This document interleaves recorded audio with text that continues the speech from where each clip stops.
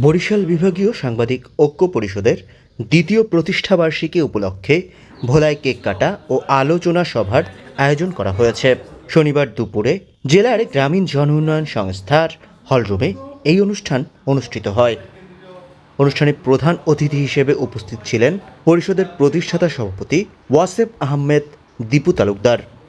সভায় সভাপতিত্ব করেন ভোলা টেলিভিশন জার্নালিস্ট ফোরামের সভাপতি হারুনুর রশিদ।